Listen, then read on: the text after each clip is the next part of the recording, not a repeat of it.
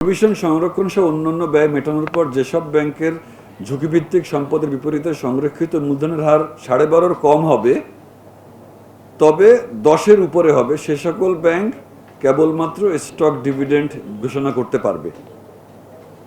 এটা স্যার একটা সেন্ট্রাল ব্যাংকের আপনার সার্কুলার স্যার।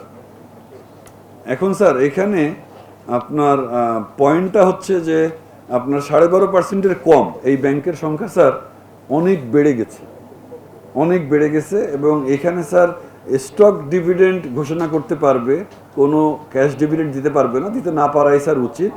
এইখানে স্যার এই যে ডিভিডেন্ডের উপরে যে ট্যাক্স আছে সেটা নিয়ে একটা স্যার রিকোয়েস্ট হচ্ছে ফ্রম দ্য প্রবলেম ব্যাংকগুলো থেকে।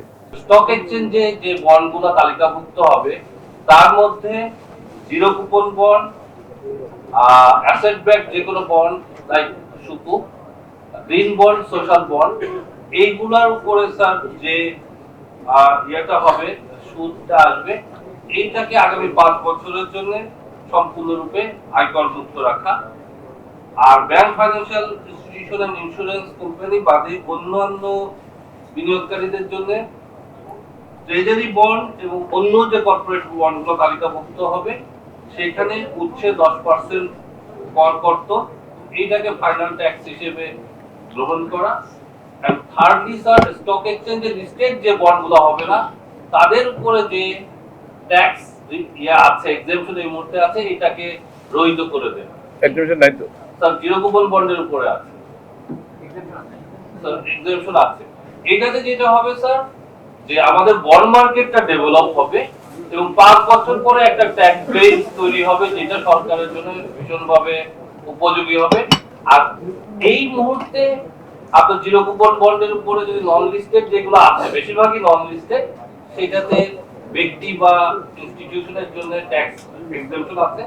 ওইটা যদি উইথড্র হয়ে যায় সেক্ষেত্রে স্যার মানে এনপিআর এর ট্যাক্স রেভিনিউটাও বৃদ্ধি পাবে। আর একটা স্যার, এসএমইর জন্য স্যার বাংলাদেশের মানে মেইনলি কর্মসংস্থান সৃষ্টির জন্য আমরা এটা বলছি যে এসএমই বোর্ডে যদি এসএমইরা লিস্টেড হয় সেই ক্ষেত্রে তাদেরকে 5 বছরের জন্য ট্যাক্স এক্সেম্পশন দেয়া, তাহলে এসএমইরা ক্যাপিটাল মার্কেটে আসতে অনুপ্রাণিত হবে এবং তাদের একটা মানে ট্রান্সপারেন্সি এন্ড সাস্টেইনেবিলিটি তৈরি হবে যদি তারা মার্কেটে আসে। আপনারা ফান্ডামেন্টাল জায়গায় ভুল করতেছেন। আপনি যত কোরামিনি দেন না কেন এগুলো কিন্তু কোনো কাজ করবে না। মাঝখান থেকে আমাদের ইনডিসিপ্লিন তৈরি হয় এবং আমাদের রেভিনিউটা লস হয়। এটা বারবার প্রমাণিত হয়েছে স্টক মার্কেট, বারবার। এটা মানে এই প্রমাণের কোনো শেষ নেই। আরেকটা জিনিস হচ্ছে, যারাই দেখবে যে আপনার এই মার্কেটটা নিরাপদ এবং এখান থেকে ইমার্জিং মার্কেট, প্রফিট করা সম্ভব, ডিসিপ্লিন আছে, দেশি বিদেশি বিনিয়োগকারীরা সবাই এখানে আসবে। তার থেকে কত টিডিএস কাটা হচ্ছে, তার এটা ফাইনাল ট্যাক্স কিনা, ডাজন্ট ম্যাটার। সে এইটুকু বুঝে যে কম্পারেটিভলি অন্য জায়গায় তার যে বিনিয়োগের সম্ভাবনা আছে সেখানে না করে সে যদি বাংলাদেশের স্টক মার্কেটে ইনভেস্ট করে, ট্যাক্স পেমেন্ট করার পরে তার হাতে যে টাকাটা থাকবে, এইটা যদি তার অন্যান্য অপরচুনিটি যেগুলো আছে, ইনভেস্টমেন্ট আছে, বেটার হয়, সেখানে আসবেই।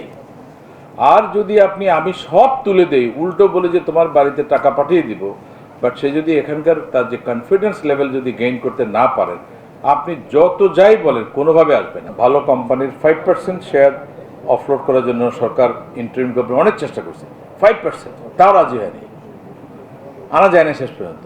ভালো একটা কোম্পানি আনতে পারেনি। এগুলো আপনারা মাথায় রেখেন।